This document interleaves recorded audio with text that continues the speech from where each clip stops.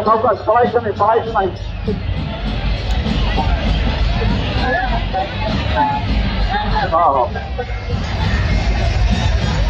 थांबा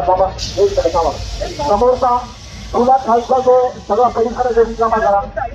मध्ये कोणी येऊ नका मध्ये कोणी यायचं नाही चला थांबू नका थांबवतो चला हो आपण बघू चला जाऊ द्या सावकाश जय श्रीराम